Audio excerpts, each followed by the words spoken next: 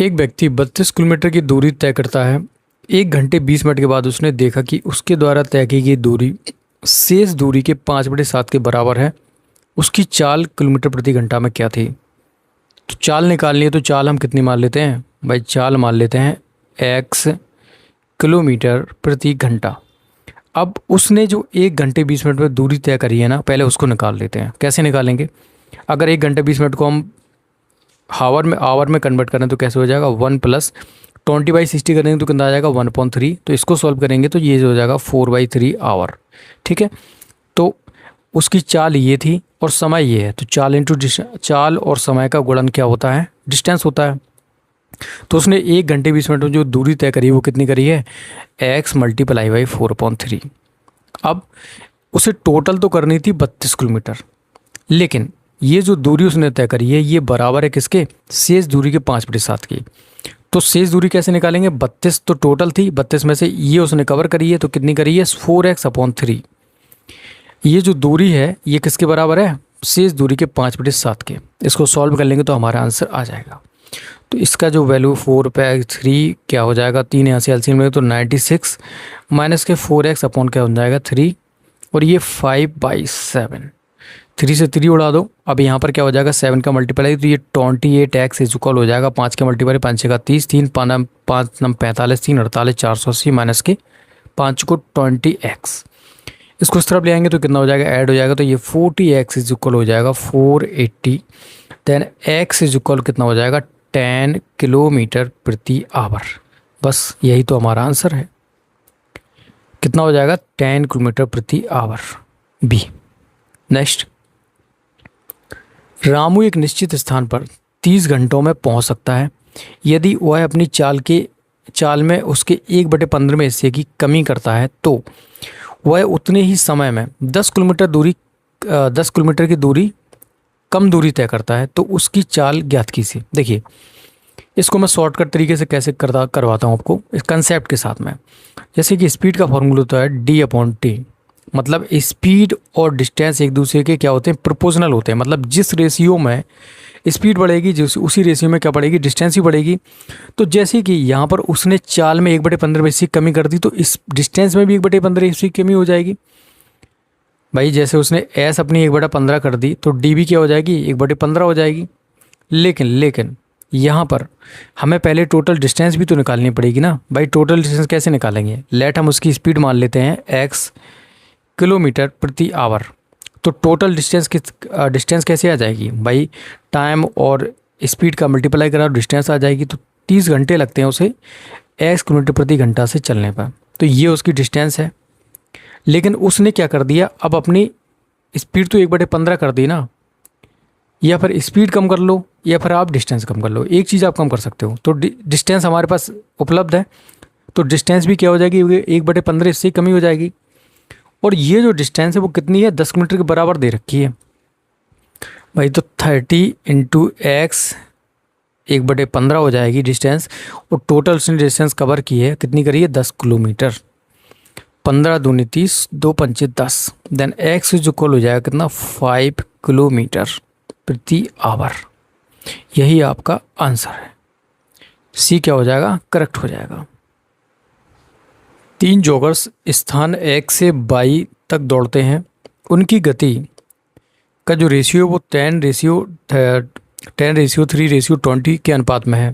इन joggers के गंतव्य तक पहुंचने के समय का अनुपात क्या होगा? इसके लिए आपको स्पीड बराबर क्या होता है? d/t। मतलब स्पीड और टाइम एक दूसरे के क्या होते हैं? रेसिप्रोकल होते हैं। ठीक है, इसका क्या मतलब है? जैसे कि यहाँ पर ये क्या दे रखा है? गति का रेशियो दे रखा है कितना? इन तीनों की 10:3:20। तो टाइम का जो रेशियो हो जाएगा वो हो जाएगा 1.10, 1.3 और 1.20। अब जब ये फ्रैक्शन में दे रखे तो इनका एलसीएम लेना पड़ेगा। जब भी आपको रेशियो निकालना हो, फ्रैक्शन हो, तो क्या है? रेशियो से मतलब एलसीएम से क्या है? ऊपर मल्टीप्लाई कराते हैं। तो इन तीनों को एलसीएम क्या हो जाएगा? 60। तो 60/1/10 ratio 60 multiply by 1.3 ratio 60 multiply by 1.20। ये हो जाएगा 6, ये हो जाएगा 20 और ये हो जाएगा 3।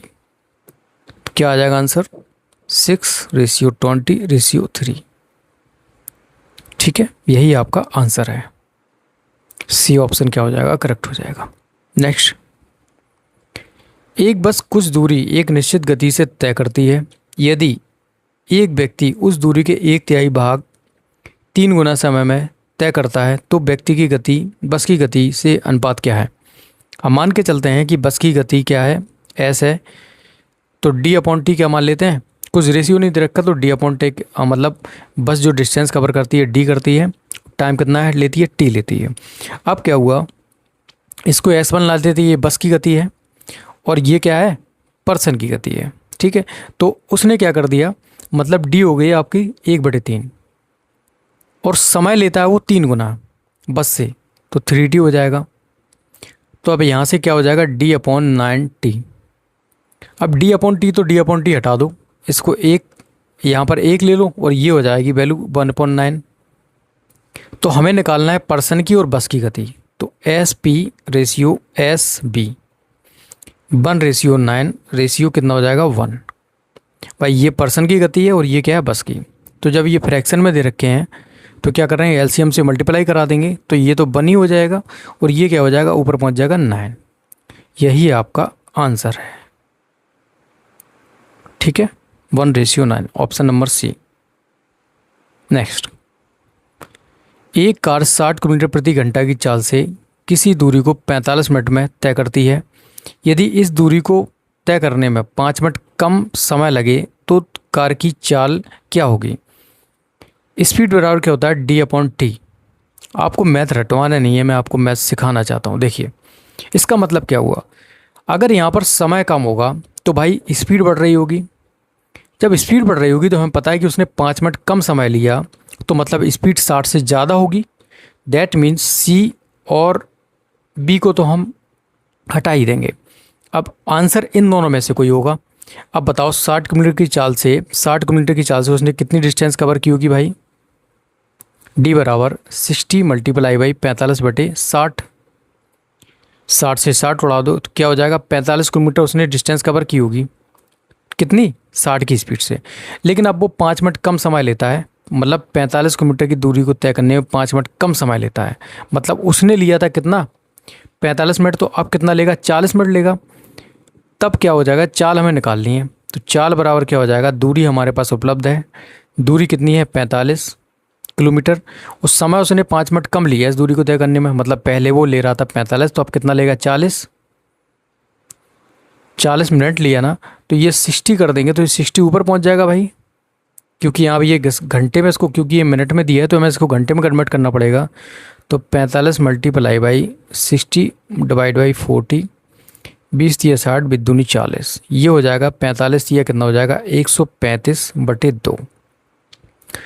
अब आपको पता पड़ेगी 2 × 6 = 12, तो 7 × 14, तो ऑप्शन क्या हो जाएगा, डी हमारे पास करेक्ट हो जाएगा। तो अब उसकी स्पीड क्या रही होगी, 67.5 किलोमीटर प्रति आवर। यही आपका आंसर।